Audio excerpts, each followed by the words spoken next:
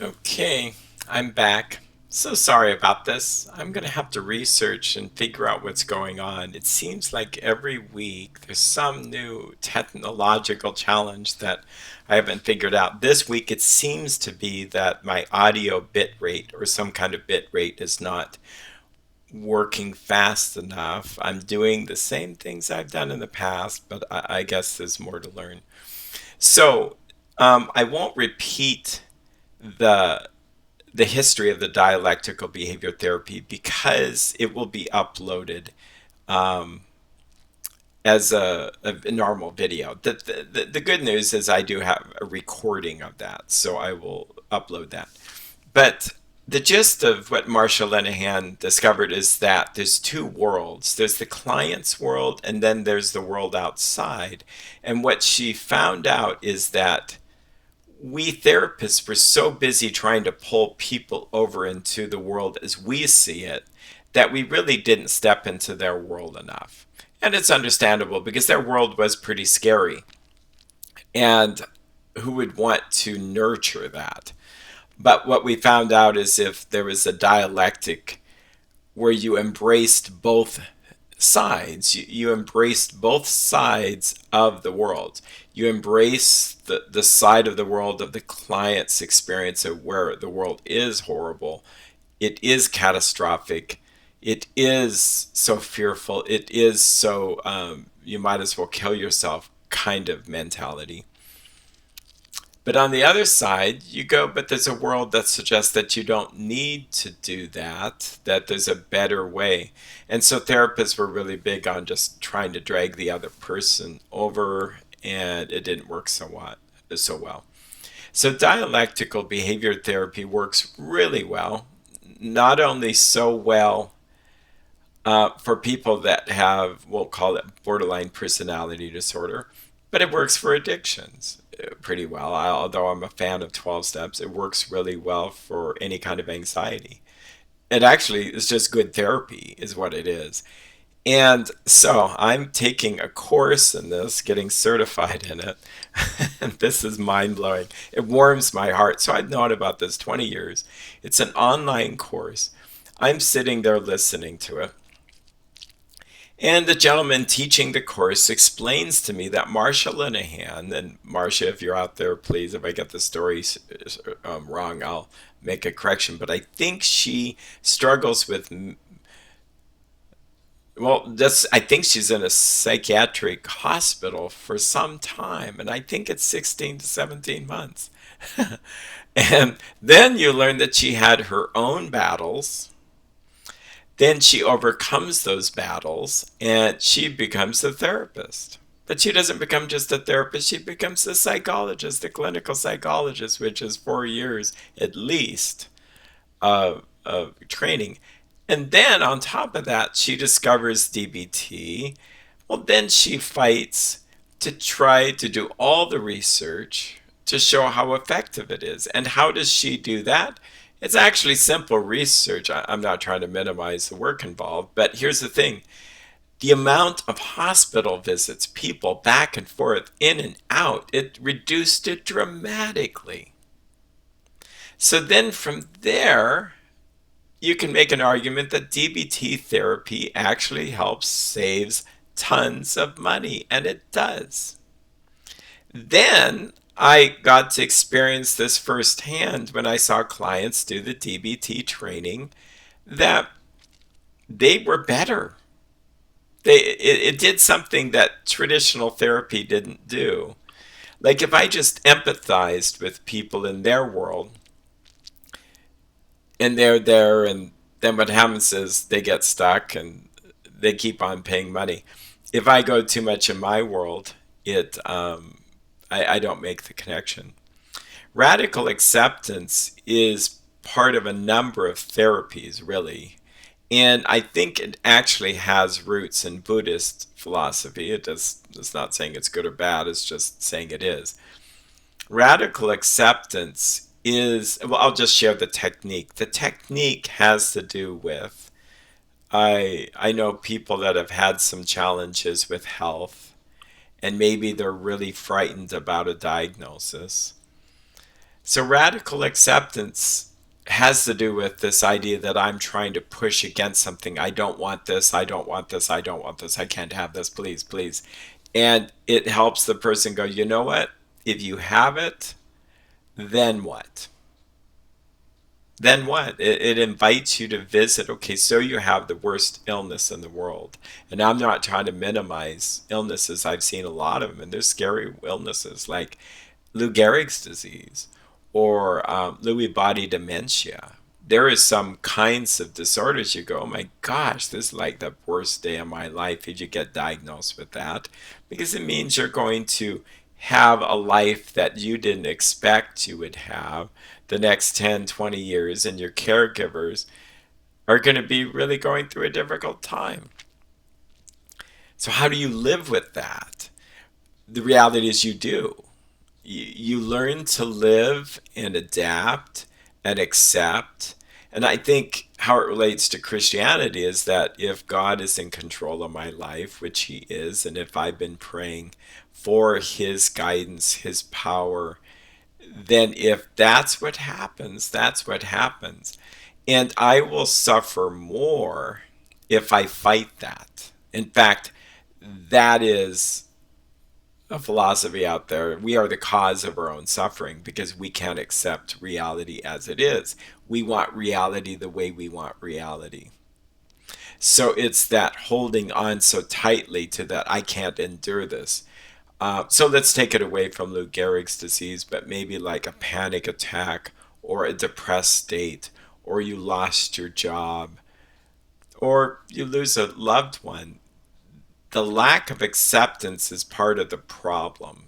It it's me wrestling with it. It's kind of me wrestling with my life. If this was my world, it's a coaster here.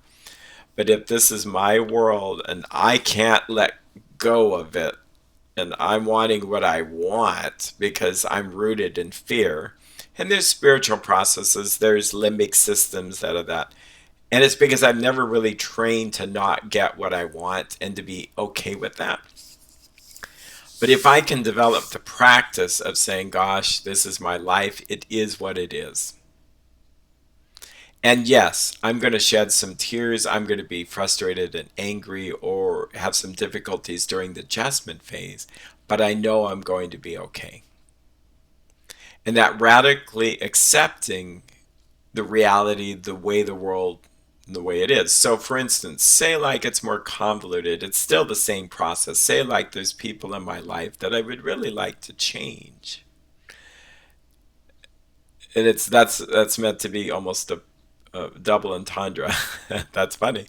Um, I would really like to change. Now, I said that with the intention that they would change, but it also means I would like to change them as if I had the power to change them. Radical acceptance says, no, I can't change anybody. I can't change them. I need to accept them as they are.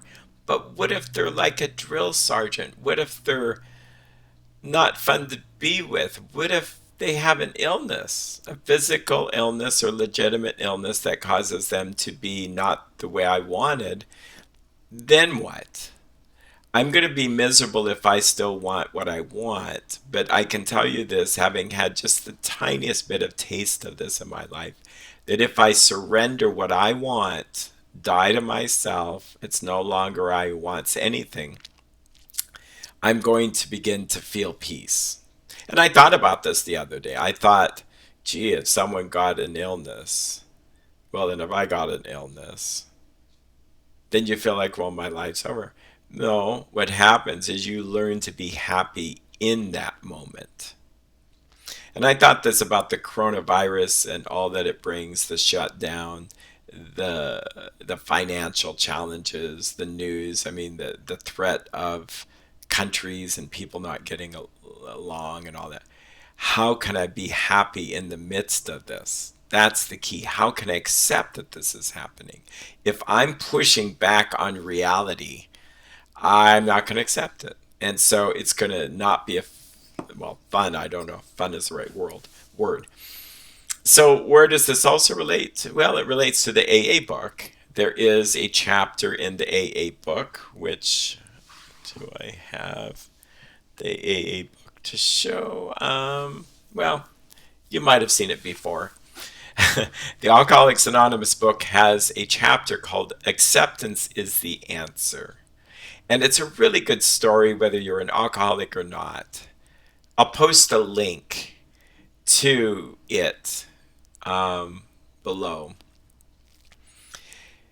It tells the story of an alcoholic drug addict. He's married to his wife, and he's actually kind of humorous, but there's a quote in there that says, "When I am disturbed, I find some person, place, or thing unacceptable to me. And I can find no serenity until I accept that person, place, or thing as it's supposed to be at the time." And this is a truism. It's always true for me. When I'm disturbed, I find something disturbing. That some person, they're not the way I want them to be. Some place like America or what's going on, a shutdown, all that. Yeah, that would be disturbing, and so it's unacceptable to me. And person, place, or thing, or a situation unacceptable. So what's the opposite of unacceptable? Acceptable. I have to accept that person, place, or thing as it is. And the author who goes on to say that nothing really happens in the world by mistake, that God has a hand in these things, and that if I'm really trusting in Him, that we're not a random universe just floating around that kind of put itself together with no creator, no designer, no rhyme or reason, then yeah, I think I would be scared. But the reality for me is that there is an author and perfecter of the world.